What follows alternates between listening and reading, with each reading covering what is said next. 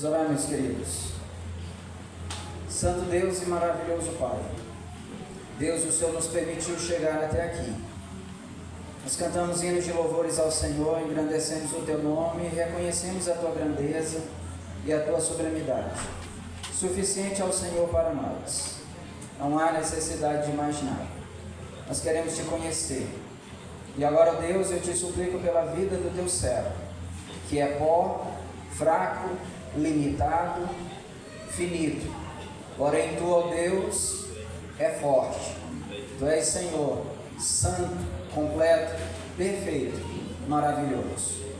Mas foi exatamente barro, pó, vasos, ó Deus eterno, fracos e insignificantes, que o Senhor utilizou e resolveu usar para mudar o curso do mundo. Por isso, Deus, que o Teu Filho, Pastor Eliseu, esteja escondido de trás da Tua autoridade, e que ele seja um porta-voz da Tua mensagem, que ele abra a boca, que seja a boca de Deus, que ele fale assim diz o Senhor, e a Tua palavra bendita penetre o nosso coração e mude a nossa mentalidade. É o que nós Te suplicamos, em nome de Jesus. Amém.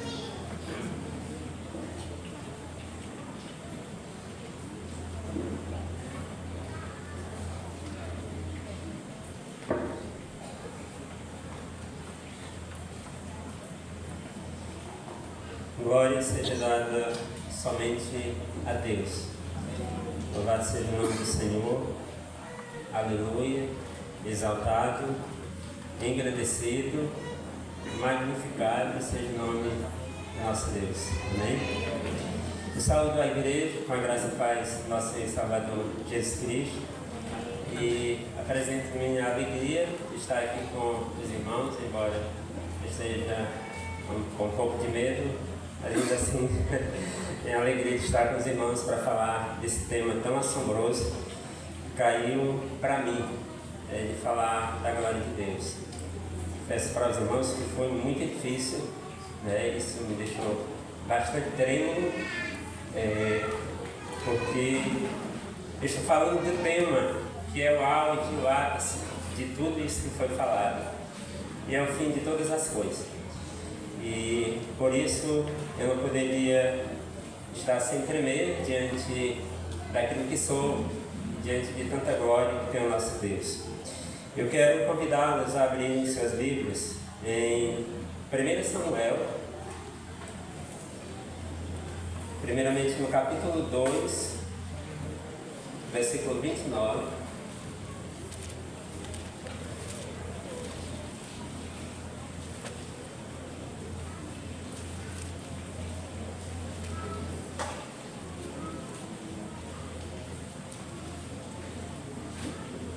E vou lhe apresentar um tema hoje do qual você nunca pode nem pensar em zombar.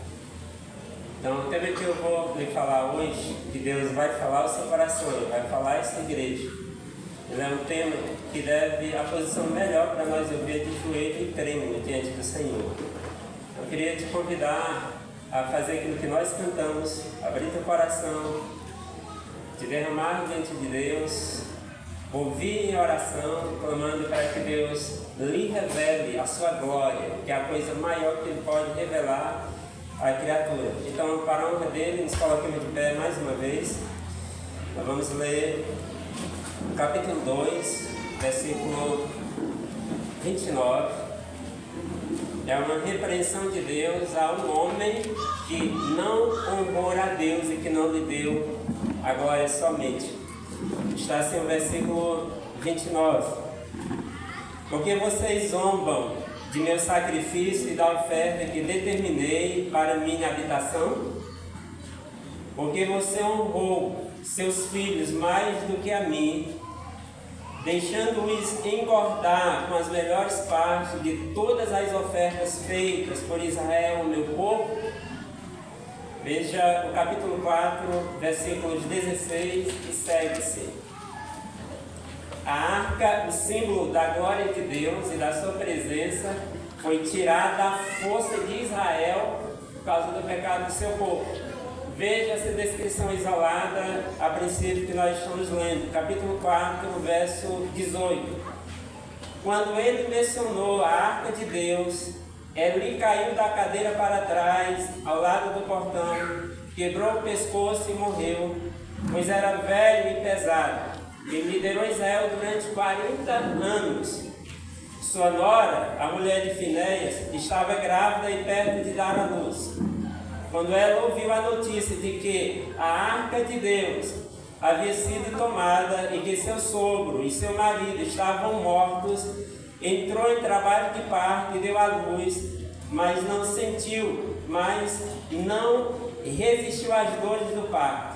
Enquanto morria, as mulheres que a ajudavam disseram: não se desespere, você teve um menino. Mas ela não respondeu nem deu atenção. Ela deu ao menino o nome de Icabod, significa sem glória, e disse: a glória se foi de Israel, porque a arca foi tomada e por causa da morte do seu sogro e do seu marido. E ainda acrescentou: a glória se foi de Israel, pois a arca de Deus foi tomada. Precisar. O Senhor já ouviu nossas orações, então não há mais necessidade. Irmãos, a glória de Deus é algo que nós não sabemos definir. Teólogo nenhum sabe. Nós tentamos, talvez nossas palavras mais atrapalhem. Porém, ainda assim, vou tentar dizer algumas coisas sobre a glória de Deus e vou começando dando alguns exemplos. A glória de Deus apareceu a Moisés quando ele estava num deserto pastoreando ovelhas. Disse que ele viu uma chama e uma árvore, e aí aquela chama que ardia sobre uma árvore, que não se queimava, chamou a atenção de Moisés. Vocês ouviram aqui? Impressionante. É uma das palavras que descreve a glória de Deus. Ela sempre impressiona aqueles que têm percepção dela. E ele percebeu um fogo, e na Bíblia Deus manifesta a sua glória, especificamente, via de regra, em fogo. E ele viu aquilo ardendo, ele corre para lá, e ele faz uma descrição à medida que ele contemplava aquela chama, e a voz que ele ouvia, ele dizia: eu estou todo trêmulo. A glória de Deus se manifestou no Sinai, naquelas montanhas, ali no Monte Horebe, no deserto, e Deus apareceu ao seu povo através de uma manifestação que a Bíblia chamou de a revelação da sua glória. Essa glória foi visível, manifestada através de relâmpagos, trovões, raios, zunidos e tremores. A multidão do povo de Deus que estava ali ficou apavorada e assombrada. E diz a Bíblia que eles se afastaram do monte e disse: Moisés, diga para Deus que não fale conosco, porque senão nós morreremos. Falas tu mesmo com ele. Vá percebendo e tendo noção do que é a glória de Deus e do que é estar diante da glória de Deus manifestada. Alguns outros homens tiveram uma percepção com a glória de Deus. Posteriormente, Moisés também orou ao Senhor e disse: Senhor, eu peço que me mostres a tua glória. E Deus disse: Moisés, eu vou passar e tu vais me ver pelas portas, porque tu não podes me ver e viver. Nenhum mortal pode contemplar de maneira visível neste corpo a glória de Deus e permanecer de pé e permanecer vivo. Ele seria fulminado com a radiação da glória de Deus. Porém, Deus ouviu a oração de Moisés e ele disse: eu vou passar de costas, te esconde uma fenda de uma rocha, tu me verás. Era uma personificação da pessoa de Deus, uma teofania. Deus passa em uma sombra. E diz a Bíblia que Moisés, ao voltar para o encontro do seu povo, seu rosto brilhava, havia glória, havia luminosidade, esplendor na majestade de Moisés. E ele apenas esteve numa revelação, numa manifestação física da glória de Deus. Alguns outros homens tiveram experiência com a glória de Deus. Um deles foi Daniel. Diz a Bíblia que um anjo do Senhor aparece a Daniel e ele cai no chão como morto, ele desmaia e ele tem que ser reanimado. A Bíblia também fala que João, o autor do Apocalipse, esteve diante de um anjo não diante do próprio Deus. E esse anjo, em sua luminosidade, em sua glória, glória da criatura, fez com que João ficasse quase morto, ele quase morre e ele teve que ser reanimado de novo. Outra coisa que quero mostrar para você, houve um homem chamado, um jovem chamado Isaías, e ele teve uma visão, não uma aparição, uma visão da glória de Deus. E quando ele teve esta visão, ele entrou também em desespero e ele profere uma maldição sobre si. Ai de mim, eu vou morrer, porque eu sou um pecador e eu vi Deus em seu trono. Vocês lembram? Os anjos estavam diante de Deus, os serafins subiu, voavam diante dele, cobriam o rosto, cobriam os pés, e com duas asas eles voavam em temor e tremor diante da majestade, da glória luminosa de Deus, e diz que eles diziam: Santo, Santo, Santo é o Senhor dos exércitos. Aí eles acrescentam o sinônimo: toda a terra está cheia da sua glória. Este homem estava trêmulo ali diante do Senhor. Agora escute, essa geração não tem nenhuma ideia do que é a glória de Deus. E eu posso dizer para você que a igreja brasileira, nós, não temos quase nenhuma ideia do que é a glória de Deus. Ela não passa de poesia. A glória de Deus no meio da igreja brasileira não passa de uma interjeição. Ô glória! Palavras vazias.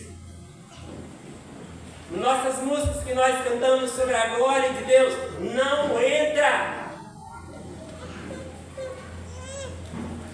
Quando uma pessoa começa a perceber o significado da glória de Deus, ela começa a ser penetrada pelo um laser, um raio-x no seu coração. A santidade é radiação. E a glória de Deus é a sua santidade revelada ao homem.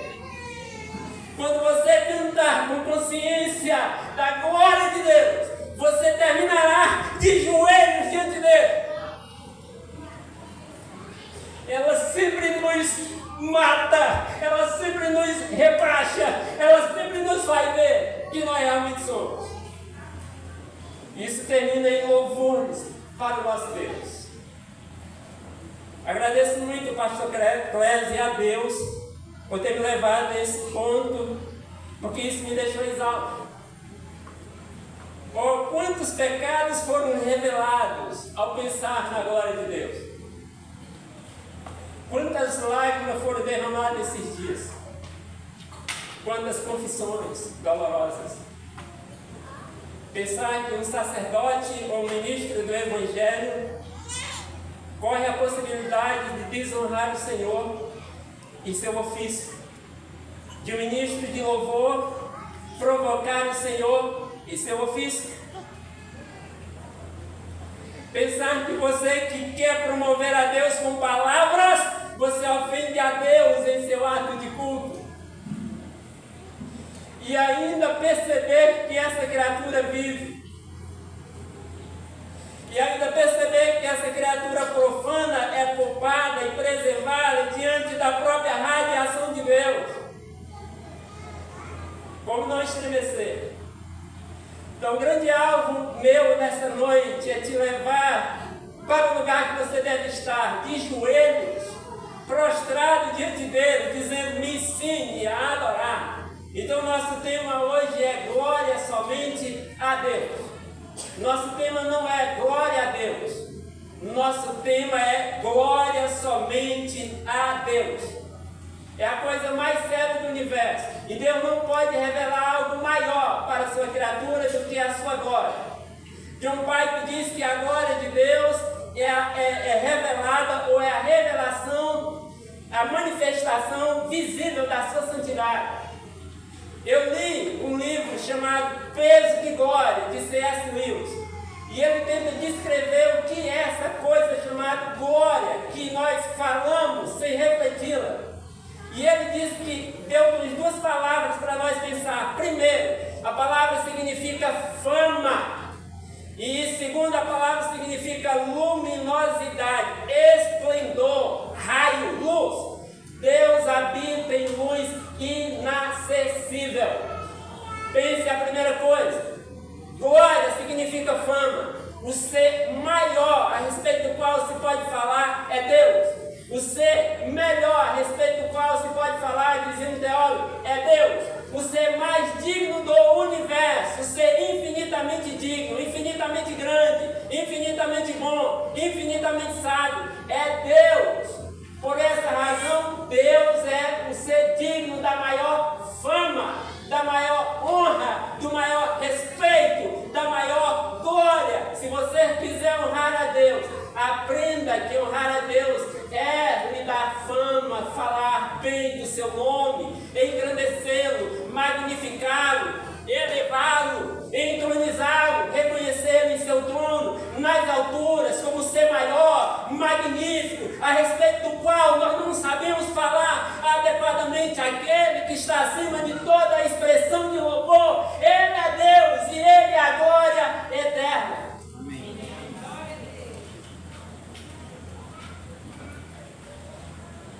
Deus é o ser digno de todo louvor. Como é que nós louvamos a Deus? Falando bem dele. Como é que nós louvamos a Deus? Exaltando-o, louvando-o. Como nós deixamos de glorificar a Deus? Desonrando-o.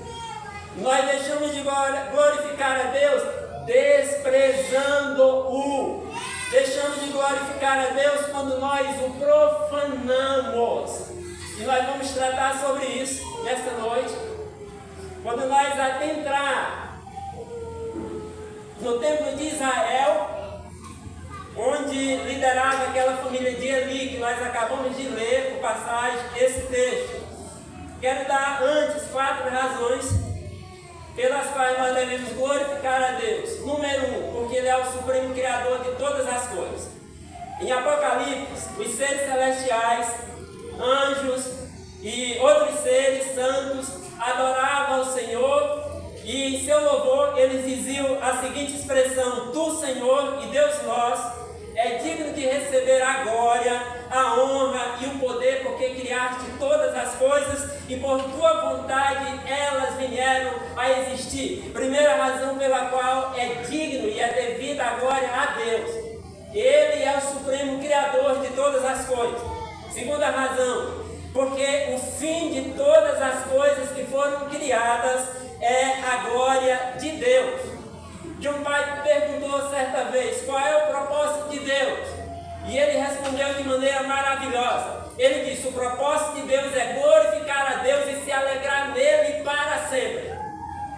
Se o propósito de Deus é a glória do próprio Deus, ele diz: Deus é o ser mais teocêntrico do universo, o ser mais centrado do mundo. É Deus. Ele existe para si mesmo e Ele existe para a sua glória. E tudo que Ele fez e tudo que Ele criou é para a sua glória, é para o seu louvor, é para a sua suprema satisfação, e este é o fundamento do amor que Ele tem por nós. E aí, amados irmãos, você já sabe, confissão, Catecismo de Westminster pergunta: qual é o fim supremo e principal do homem? Responde: o fim supremo e principal do homem é o quê? Glorificar a Deus e se alegrar nele para sempre. John Piper tirou o "e" colocou assim, e ele diz: o propósito é glorificar a Deus ao se alegrar nele para sempre. Adorar a Deus e se alegrar nele, diz John Piper, é a mesma coisa. Nós não glorificamos a Deus se Ele não for a nossa maior alegria. Para começar, preste atenção, você que é um adorador, que tem confessado Jesus como seu Senhor. John Piper diz: Deus é mais glorificado em nós quando nós estamos mais satisfeitos nele. Deleita-te no Senhor e Ele concederá o desejo do teu coração. Essa geração não sabe o que é glorificar a Deus, porque não sabe se satisfazer em Deus, não sabe se alegrar em Deus, se alegra em coisa, se alegra em homens, se enche de coisas deste mundo e não de Deus. Quando você glorifica a Deus, você está se alegrando nele. Quando você se alegra em Deus, você está glorificando a Deus. Essa é a segunda razão pela qual nós devemos adorar a Deus. É o fim da nossa existência. Não fomos feitos para nenhuma outra coisa. nada é maior do que isso. É a razão suprema. Você, jovem, adolescente, senhor e senhora, todos que estão aqui, foi feito, criado por um Deus glorioso e grande para que você renda louvor, glória, adoração, reconhecimento a Ele para todo sempre. A outra razão, porque Ele é o Redentor de todos que creem. Lembra daquele texto? Ainda em Apocalipse 5,12 está escrito: digno é o Cordeiro que foi morto de receber poder, de receber riqueza, de receber sabedoria, força, honra, glória e louvor, diz o texto. E Paulo, quando termina de pregar sobre o Evangelho, sobre a redenção, ele diz: porque dele, por ele e para ele são todas as coisas. A ele, pois, a glória para sempre. Amém? Então vocês percebem que no contexto da criação, eles dizem: glorificava a Deus porque Ele criou todas as coisas. No contexto da redenção, do perdão dos nossos pecados, a Ele toda a glória. Quarto lugar, devemos glorificar a Deus porque Ele é o único Senhor e não há outro. Está escrito: eu sou o Senhor teu Deus que te tirou da terra do Egito, da casa da servidão. Ele disse: Senhor é o meu nome. Eu serei conhecido em toda a terra como o Senhor. Yahvé, Jeová é o nome de Deus.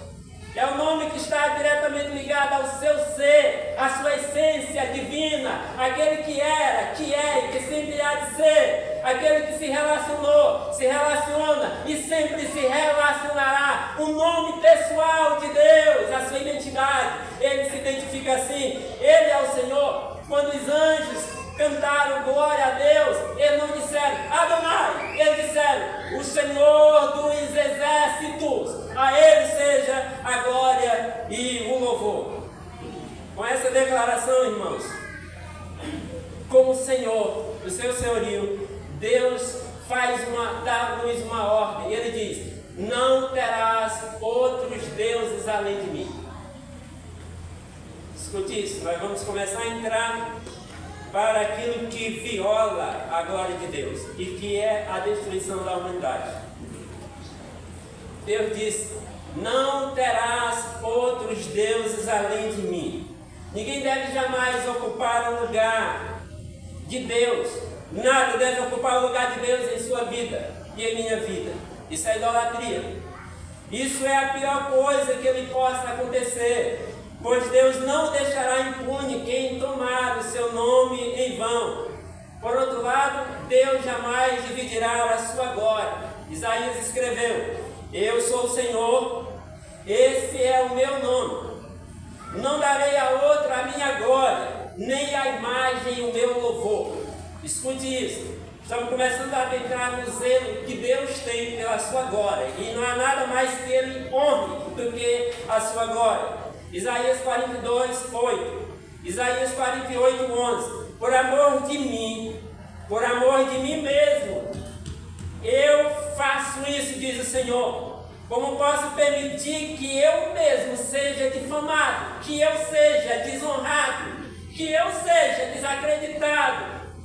Não darei a outro a minha glória. O grande perigo, amados irmãos, da religião é este. O maior perigo da religião é este: dividir a glória de Deus com outro. Deveria também ser o maior temor da sua vida: dividir a glória que é somente dele com outro. E esse outro pode ser nós. O meu maior temor ao vir aqui hoje foi tentar imitar algum mortal. Por essa razão eu tirei a minha bagagem histórica, tirei as citações que eu iria fazer para lhes trazer para a palavra. Então, vamos voltar para o nosso texto. O culto público, a religião, escute, a religião, e especialmente o culto público, é um lugar no universo onde Deus é mais desonrado. Você ouviu isso? Parece algo paradoxal diante do que nós ouvimos. O lugar onde Deus deveria ser mais honrado, onde Ele deveria ser mais adorado, respeitado, onde nós deveríamos voltar para o fundamento do qual o pastor Marivelto falou, a base desses solas, a palavra de Deus sobre a qual, diante da qual deveríamos tremer e moldar nossa vida, nossos pensamentos, valores, decisões, pela autoridade suprema da palavra de Deus. É aqui na religião, é aqui na igreja, é aqui nesse ciclo do corpo de Cristo, onde Ele deveria ser engrandecido, onde Ele deveria ser exaltado, adorado, magnificado, respeitado, obedecido. Mas pasme, o lugar do mundo onde Deus sempre mais foi desonrado foi no meio do seu povo. Você não entende isso ainda, mas eu vou te dizer por quê. Porque o povo que leva a glória de Deus é esse povo aqui. É a igreja que é chamada de candelabro, aquele objeto sagrado que mantinha as luzes, era de ouro para mostrar o seu valor, e tinha luz para mostrar a glória que essa igreja carrega. A glória de Cristo nós levamos. Ele não está revelando aí numa coluna como no deserto sua glória visivelmente. Ela é manifestada na sua vida, na minha vida, na vida de cada igreja que tem o Senhor. A glória dele é manifestada ou ela é ofuscada. Então preste atenção. O lugar onde Deus é mais desonrado é no mundo. E nós continuamos vivos. Você já parou, adorador? Adorador. Quem é adorador? O pessoal pensa que é o Ministério do Louvor. Adorador somos nós. Nós cantamos adorador, eu sou. Você e eu somos adoradores.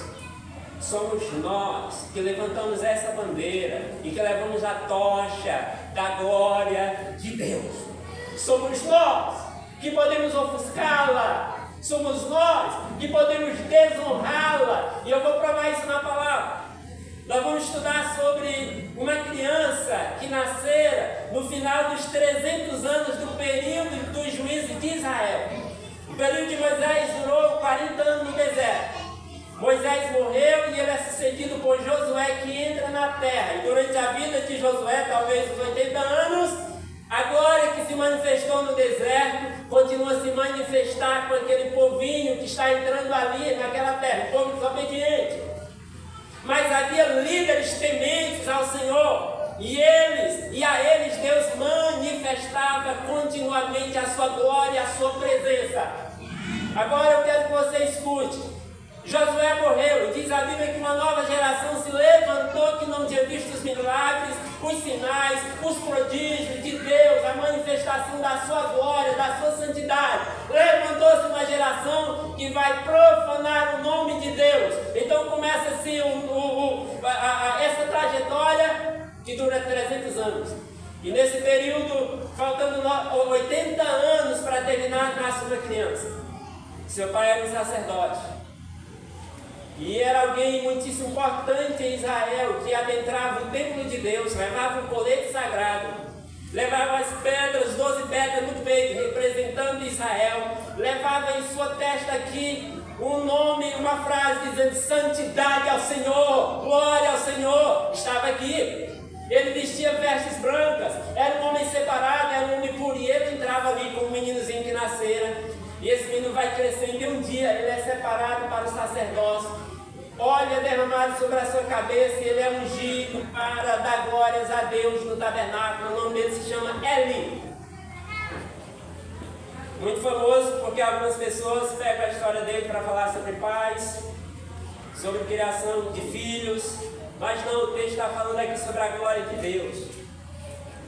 E eu quero te chamar a atenção para o que acontece quando um homem, uma mulher, uma igreja deixa de dar glória a Deus. Então Eli cresceu e ele se tornou um sacerdote. E não apenas um sacerdote, ele se tornou o sumo sacerdote. O sumo sacerdote era o sacerdote principal, supremo.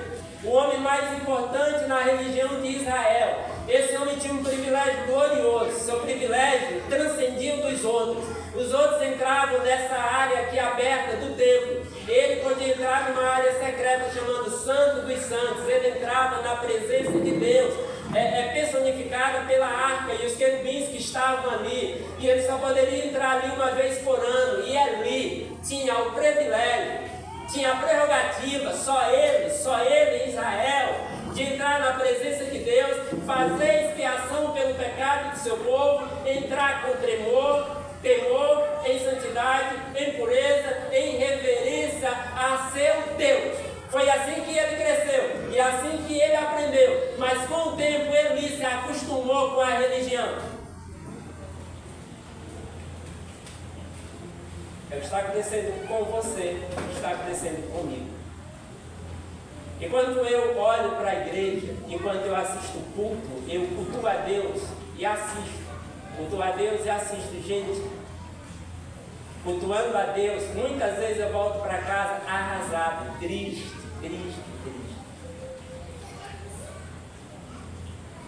Porque parece-me que a única pessoa que não estava lá era Deus.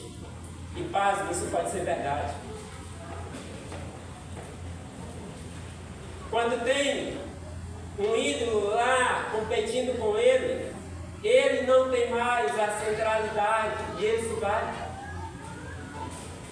Eu penso que ele está fora de muito movimento religioso, está fora de muitas vidas, está fora de muitos grupos. Nós nos acostumamos com a religião e nos tornamos insensíveis, durões, endurecidos, à prova de sermões, à prova de ensinos. Nós nos tornamos intocáveis, nós nos tornamos inatingíveis. Nós vamos nos enchendo da soberba, da religião, do orgulho espiritual e nós não somos mais ensináveis. Nós não percebemos mais a nossa condição. Nós não trememos mais diante de Deus. Não há mais sensibilidade à sua palavra. Deus não fala mais conosco. Nós não ouvimos mais sua voz. Chegou um dia que diz a Bíblia, nos dias de Eli, que a palavra de Deus era rara. Deus não se revelava mais. Talvez está acontecendo com você. Então eu quero dizer algumas coisas nessa noite de por que Deus não falou mais com Eli, de por que Deus deixou Eli, e ele faz advertências assombrosas a respeito de Eli. Eu quero ler com vocês no capítulo 2, versículo 13. Deus veio ao encontro de um homem que deveria glorificá-lo, que deveria honrá-lo na sua vida e no ato de culto, sobretudo, culto, religião. Nós que levamos em nossa boca o nome de Jeová, do Senhor e de Jesus Cristo, nós somos o povo que levamos o seu nome. Se esse povo que se chama pelo meu nome, nós levamos o nome de Deus, essa identidade, esse privilégio, essa glória. E veja o que aconteceu, 2:13. Diz a Bíblia no verso 12 que os filhos de Eli eram perversos. Daí capítulo 2, versículo 12, deixa eu ver. Os filhos de Eli eram ímpios, não se importavam com o Senhor. Ouviram isso? Eles não cumpriam os deveres, não cumpriam os deveres de sacerdotes para com o povo. Sempre que alguém oferecia um sacrifício, o auxiliar do sacerdote vinha com um garfo de 3 dentes, e enquanto a carne estava cozinhando, ele enfiava o garfo na panela, ou a travessa, ou o caldeirão, ou a caçarola, e o sacerdote pegava para si tudo que tinha no garfo. Então deixa eu resumir aqui. O texto diz que eles exploravam os fiéis, roubavam os fiéis, manipulavam os fiéis, usavam os fiéis. E aí o verso 16 diz assim: se um homem lhe dissesse, deixe primeiro a gordura se queimar, então pegue o que quiser, e eles diziam assim: não, pegue a carne agora, senão eu tomarei a força. E aí, meus amados irmãos, o versículo 17, ele diz o seguinte, olha o que diz o verso 17 do capítulo 2. Ele diz: o pecado desses homens era muito grande à vista do Senhor, pois eles estavam tratando com desprezo desprezo a oferta do Senhor. Tratando com desprezo a oferta do Senhor. Os irmãos acabaram de ouvir isso. Então eu vou dizer duas coisas que aconteceu aqui para Deus julgar a família de Eli. A partir do versículo 22, eu quero que você olhe. No verso 22 ele diz assim: Eli, já velho e idoso, ficou sabendo de tudo que seus filhos fizeram em todo Israel. Porém ele não fez nada sério. Vamos para o capítulo 27. Deus estava vendo como ele estava lidando com a religião e com a honra de Deus. Verso 27, o profeta vem a Eli, o líder da religião. E veio um homem de Deus e disse a Eli: assim diz o Senhor, acaso não me revelei claramente à família de seu pai quando ele estava no Egito sob o domínio de Faraó? E ele diz: escolhi seu pai dentre todas as tribos de Israel para ser o meu sacerdote, subir ao meu altar, queimar incenso, usar o colete sacerdotal em minha presença. E ele diz: também dei à família de seu pai todas as ofertas preparadas para os israelitas, porque vocês zombam do meu sacrifício e de minha oferta que determinei para minha habitação. Verso continuando: porque você honra seus filhos mais do que a mim, deixando-os engordar com as melhores partes de todas as ofertas pelo meu povo Israel. Ouça o verso 30. Portanto, o Senhor, o Deus de Israel, declara: prometi à minha família, à sua família, aliás, de seu pai, que ministrariam diante de mim para sempre. Mas agora o Senhor declara: longe de mim tal coisa.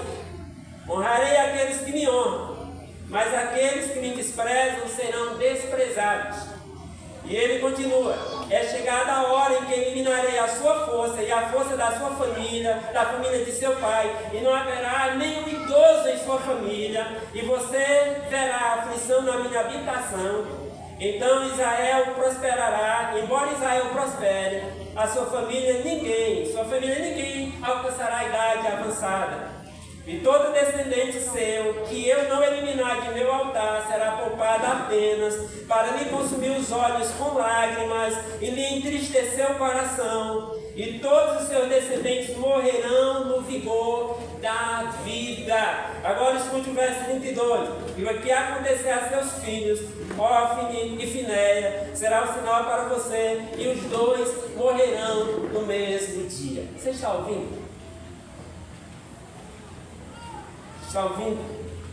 Porque Deus, como Deus é extremamente zeloso pela sua glória, Ele não está eliminando o homem, Ele está eliminando toda uma família de inúmeros sacerdotes que governaram por séculos, servindo na presença do Senhor. Desonraram o Senhor, Deus disse: eu os desonrarei. Agora eu quero mostrar duas coisas nesse texto. Primeiro, Eli e seus filhos zombaram do culto a Deus. Eli e seus filhos zombaram do culto a Deus. O verso 29, 2:29 diz: porque você zombou de meu sacrifício e de minha oferta que determinei para minha habitação? Deus conversando com Eli. Como Eli, amados irmãos, ousaria zombar de Deus com tanto conhecimento? Ele era um homem da lei, ele tinha a palavra, ele conhecia a teologia, ele tinha conhecimento sobre a glória de Deus, sobre a honra de Deus, sobre os decretos de Deus, e ele desonrou a Deus. O que eles fizeram?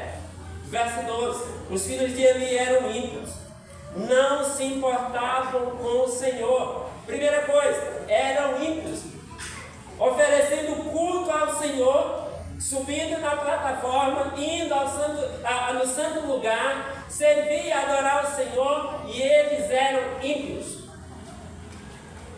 Ímpio é um homem mau, afastado de Deus, uma pessoa que abandonou o Senhor. Em segundo lugar, eles não cumpriam com seus deveres religiosos. Em terceiro lugar, eles usaram a religião para enriquecer. Eles tomavam a oferta do povo de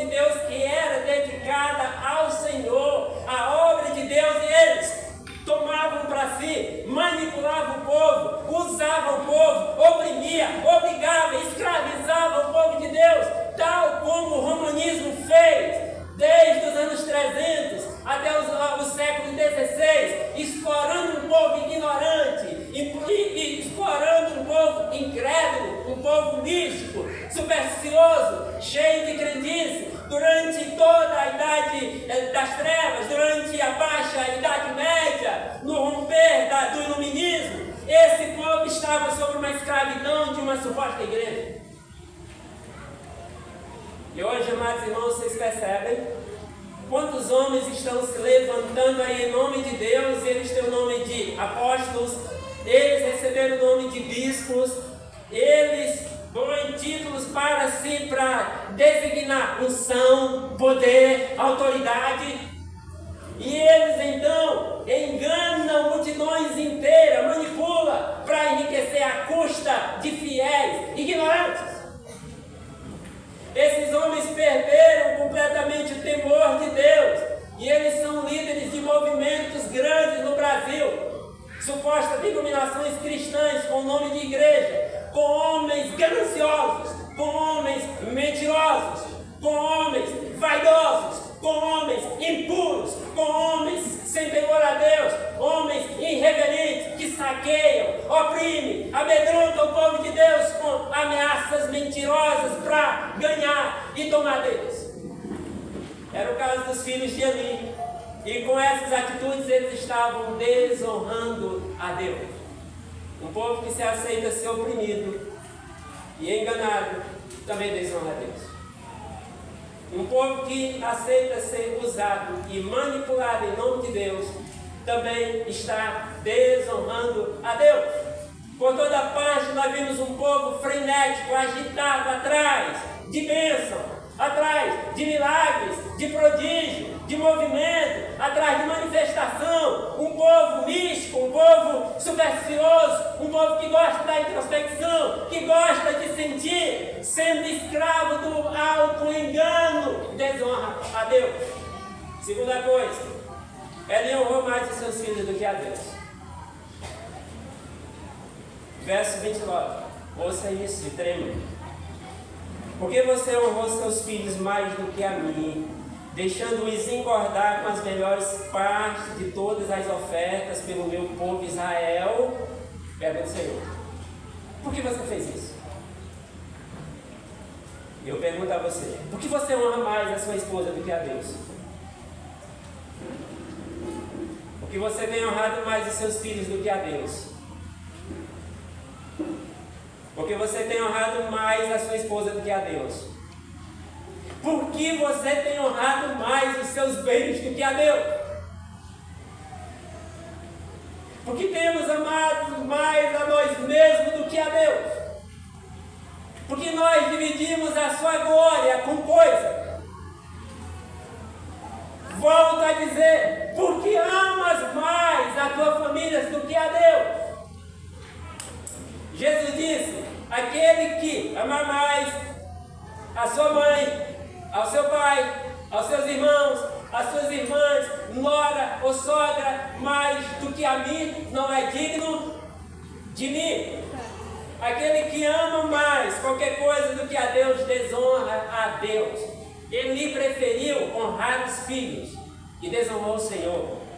Ele preferiu agradá-los, passar a mão na cabeça, não corrigi-los, não discipliná-los, não tratá-los, não excomungar da posição sacra, sagrada, que eles exerciam na presença do próprio Deus.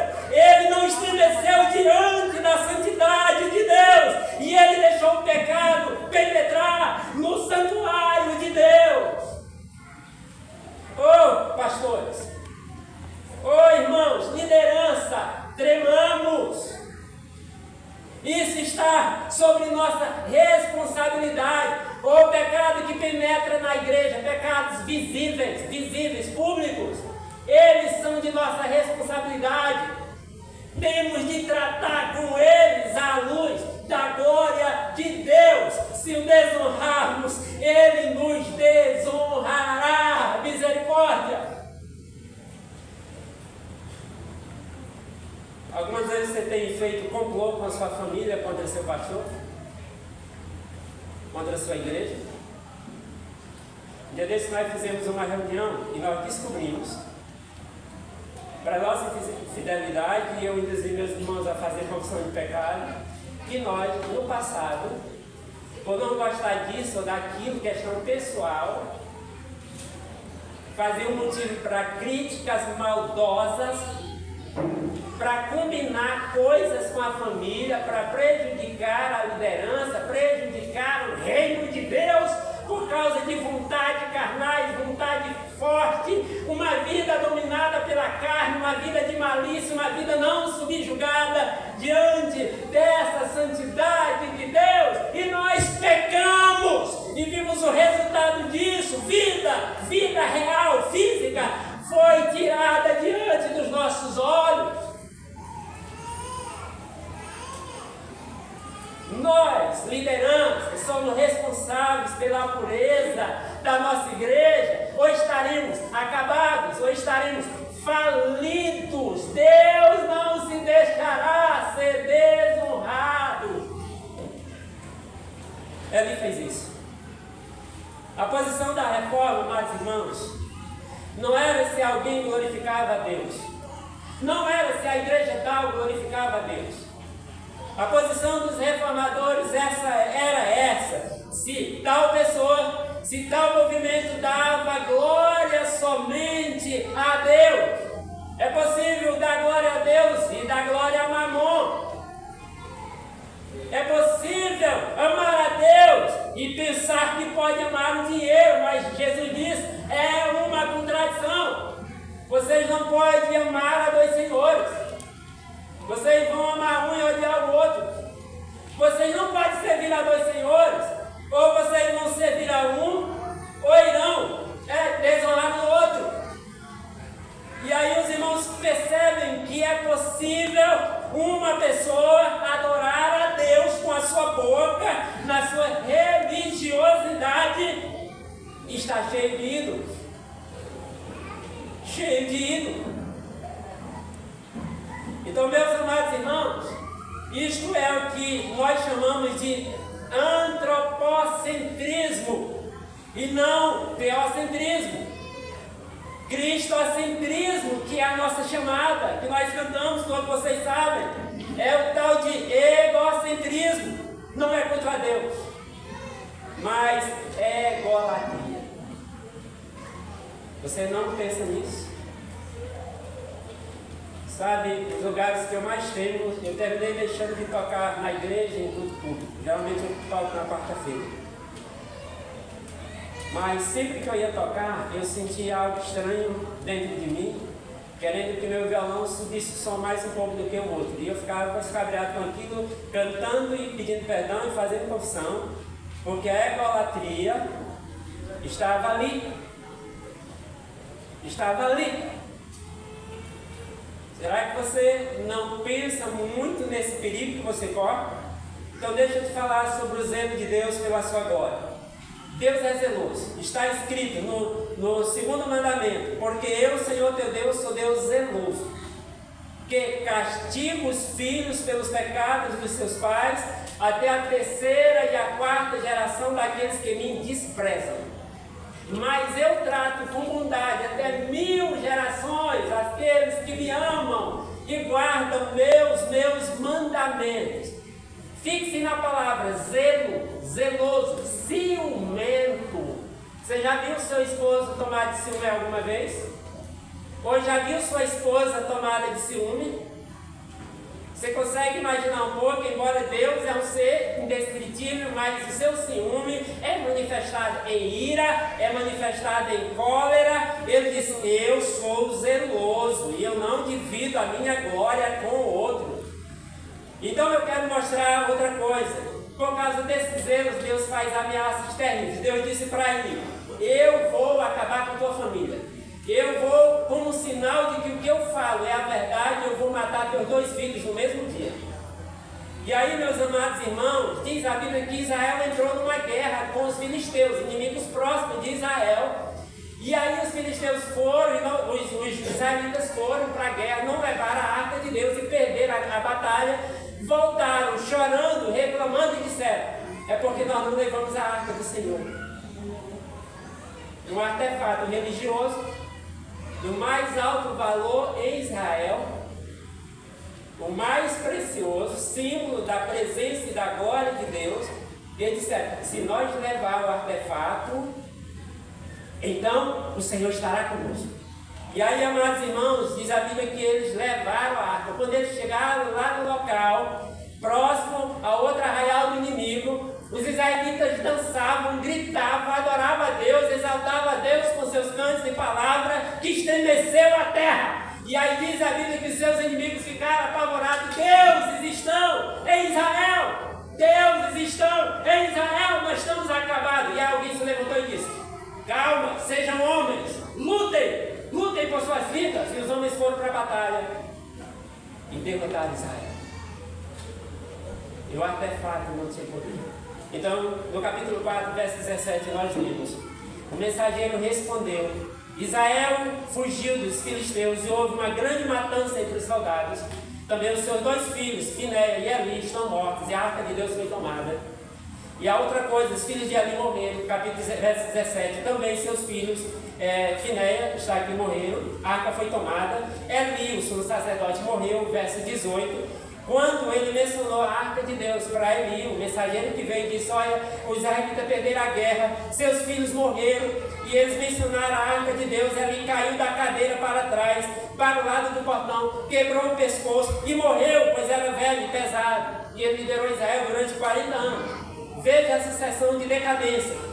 A nora de Eli também morre, diz o verso 19 do capítulo 4. Sua nora, a mulher de Finéia, estava grávida, estava no trabalho de parto, ela não aguentou. E aí diz aqui que ela deu à luz um menino ali nesse aperto. E aí o versículo 20 diz, enquanto morria, as mulheres lhe consolaram dizendo, é um menino, mas ela não respondeu nada. Verso 21, ela deu ao menino o nome de Icabode, literalmente significa sem glória. A glória se foi de Israel.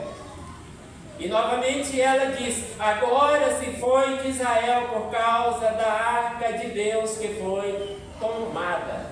Deixa eu dizer uma coisa para você. Quando uma pessoa abandona Deus, escute crente, irmão. Quando qualquer um de nós abandonar a Deus, não importa quanto de religião a gente tem, não importa que cargo a gente tem, pode ser o sumo sacerdote. Olhe para cá. Se você abandonar a Deus, Ele o abandonará. Se você começar a trocar Deus pelo WhatsApp, pelas redes sociais, pasme pelo que eu vou dizer. E é o que você está fazendo. O que a maioria de nós está fazendo é trocando Deus por entretenimento e momentos de ociosidade. Você não está adulterando, geralmente nem roubando, talvez nem mexer em cano, mas você está fazendo a coisa pior que você poderia fazer: desonrar a Deus, não dando valor à sua glória, não dando valor à sua pessoa, rejeitando a sua palavra, rejeitando a sua presença, não tendo paixão por Ele, não tendo amor por Ele, não tendo saudade por Ele, não tendo alegria nele, não tendo alegria na sua presença, se empanturrando de iguarias desta vida, de prazeres mundanos, de novelas, de filmes, de passatempo, de entretenimento, de namoro, de casamento, de trabalho, e empanturrando a sua vida e afastando Deus do seu coração. Você está arruinado. Não é isso que está acontecendo com você agora? Onde está Deus na tua vida? Que tempo e que prioridade Deus tem na tua vida?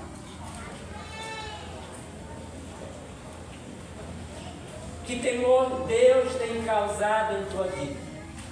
Quando Deus se for, os símbolos não têm mais importância. Você quer ver a suspeição dos filhos de Eli e de Eli? Eles citaram a arca aqui 3 vezes. Eles entendiam que se a arca estivesse com ele, Deus estaria com ele. Engano. Isso era apenas um objeto. Ele era apenas um símbolo. A realidade é Deus. É Deus. Culto não é Deus. Igreja não é Deus. Não é presença, não é glória. Bíblia não é Deus. Orações não é Deus. E é Deus que está escorregando na nossa vida. E é Deus que a igreja brasileira tem desonrado. Irmãos, é Deus que nós temos profanado e ofendido continuamente. Deus é o ser ofendido pelo seu povo. E básico, porque seu povo é insensível. Seu povo é endurecido. Seu povo é teimoso. Seu povo é intocável, seu povo é inquebrantável, seu povo é indobrável, seu povo é surdo, seu povo é imovível, seu povo não se rende, seu povo não se submete, seu povo não obedece prontamente como deveria fazer, haja vista a sua palavra. A gente decide as coisas do jeito que quer. Tem um problema no casamento, nós decidimos conforme o ditame da nossa razão, culto à razão. Nós decidimos conforme o nosso sentimento, culto ao nosso ego, ao nosso eu. Então deixa eu te dizer quais são os ídolos que estão competindo com Deus agora. Em primeiro lugar, egolatria. O que é egolatria? É culto ao eu. Quando você pensa que o homem é a definição de todas as coisas, e que você acha que pode decidir entre o certo e o errado pela própria cabeça, isso é culto ao homem e é desonra a Deus. Número 2, eclesiolatria ou auto-eclesiolatria, culto à igreja. Já foi tratado aqui. Quando a igreja pensa que ela é substituta de Deus, quando a igreja pensa que pode definir a verdade, e a igreja pode dizer o que é aceitável e o que não é aceitável, o que deve ser acrescentado, o que deve ser suprimido dela, da Escritura. Quando a igreja faz isso, ela está deturpando, ela está usurpando a glória e a honra que deve ser dada somente a Deus. Haja visto o que está acontecendo hoje na igreja brasileira, a tentativa de atualizar a Escritura, de atualizar a palavra de Deus, eclesiologia. Outro Deus, agiolatria. A palavra agnus na Bíblia é santo, idolatria, culto de santos. Você começa a adorar pessoas, personagens, admirar homens, exaltar homens como se eles fossem Deus. Você está cometendo uma idolatria, está usurpando a glória exclusiva de Deus. A outra coisa, a ergolatria. A palavra ergo é obra. Quando as pessoas acham que pode ser salvo pelas suas próprias obras, elas estão cometendo esse pecado de idolatria e estão profanando a glória de Deus. Mas, amados irmãos, vocês perceberam que isso não fica impune? Se nós desonrarmos a Deus, basta por enquanto, nós seremos desonrados. E nós seremos despidos da nossa honra. Seremos despidos da nossa posição eclesiástica e religiosa. Algumas pessoas estão sendo retiradas da igreja, elas estão saindo e irão sair. Elas desonram o Senhor, desonram em suas conversas, desonram em seus relacionamentos, desonram em submissão à liderança, desonra a Deus no seu ofício. Deus as desonrará e fará isso publicamente. Mas graças a Deus, amados irmãos, há esperança para nós. Enquanto Israel entrava em decadência, enquanto Eli abandonava a Deus, enquanto ele afundava em pecado, Deus levantou um menino chamado Samuel, e ele começou a ouvir a voz de Deus, e Deus começou a se revelar a ele, e Deus disse para Eli: eu vou levantar um homem que ele vai me honrar, e ele vai me dar glória. E aí diz a Bíblia que esse menino começou a falar, e logo ele foi confirmado como profeta de Deus em Israel, e ele começou a chamar Israel de volta para Deus, chamar o povo ao arrependimento, chamar o povo a jejum, a lágrimas, a voltar-se para Deus. E vale nós lembrar agora, se o meu povo que se chama pelo meu nome se humilhar e orar e se arrepender dos seus maus caminhos, então eu ouvirei dos céus, perdoarei os seus pecados e sararei a sua terra.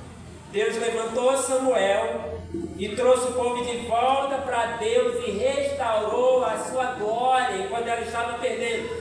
Bem, no final da Baixa Idade Média, no início do século XVI, a igreja estava afundada em pecados, como já foi descrito aqui. A igreja se tornou um movimento místico, uma parafernália de coisas místicas, de objetos, de bugiganga, tantas coisas religiosas, como já foi dito aqui. E Deus levantava naquele momento um homem chamado Martinho Lutero para dar impulso de novo, o povo de volta para Deus, de volta à palavra, para que o povo voltasse a honrar a Deus e dar glória a Deus. E assim Deus levantou uma hoste de outros homens ali, e a reforma durou 100 anos, desde 1517 até 1500, 1647, por aí a reforma se completou com as confissões de fé cristianistas. E a pureza voltou à igreja de Deus, o temor, a honra a Deus, a glória a Deus, voltou, e aí Deus começou a se manifestar de novo na igreja, respondendo a oração, trazendo avivamento, espalhando o evangelho no mundo. Quem sabe nesses dias, irmãos, Deus não esteja fazendo isso. Quem sabe agora mesmo Deus não esteja levantando uma geração que vai temer o Senhor, que vai clamar pela sua glória, que vai clamar pelo seu Espírito, que vai acordar, ficar sensível. Deus, enche-me do teu Espírito, enche-me da tua graça, do teu poder. Eu creio que jovens, e especialmente jovens, sobretudo jovens, e quase somente jovens nesse tempo, estão sendo tocados pelo Senhor, ouvindo a voz de Deus, um chamado para a piedade, um chamado para temer a Deus, para andar em santidade, para andar em pureza, um chamado para glorificar a Deus. Você quer ser essa pessoa, dessa geração? Como Samuel, que começou a ouvir a voz de Deus, dizendo: fala, Senhor, porque teu servo o povo. Curva a tua cabeça e fecha os teus olhos. Deus lhe chamou ao arrependimento essa noite. Jovem, Senhor, por favor, olhe para cá. Deus está falando ao seu coração essa noite. Aliás, você está ouvindo Deus falar? O que você tem que confessar agora ao Senhor? Curva a tua cabeça, por favor. Que pecado você tem que confessar ao Senhor? Aonde você tem desonrado o Senhor na sua casa, na sua igreja, no ato de culto, na tua religião? Onde nós temos desonrado a Deus, abandonado o Senhor, negligenciado o nosso Deus, priorizado outras coisas? Hoje é o momento de nos arrepender e de entender que aquele grito da reforma deve ser levado por nós à glória, agora, glória somente a Deus. Quero que você ore ao Senhor nessa noite. Diga para Deus: Deus, revela-me a tua glória, revela-me o que é honra, o que é louvor, revela-me a tua dignidade, revela-me a tua santidade. Faz-me contemplar a tua majestade, tua grandeza, tua beleza. Faz-me ter percepção da tua essência, do teu ser. Agora diga para Deus: Senhor, me perdoa se eu não tenho vivido somente para a tua glória e para o teu louvor. Deus, nosso Pai, nós tememos ao teu nome nessa noite, nós honramos ao Senhor, apesar de sabermos que não somos dignos e apesar de sentir o nosso pecado, as nossas falhas, a nossa negligência e insensibilidade para com o Senhor, a nossa falta de temor devido, de tremor devido ao nosso Deus. Nós queremos nessa noite, por meio do nosso Senhor Jesus Cristo, por meio de quem nós encontramos acesso ao Pai, perdão e esperança, pedir que o Senhor nos ensine a te glorificar, nos ensine a te honrar, acima de tudo, ó Deus. Pai, é o que nós pedimos, é o que nós suplicamos, em nome de Jesus Cristo. Amém. Louvado seja Deus. Pastor Clécio.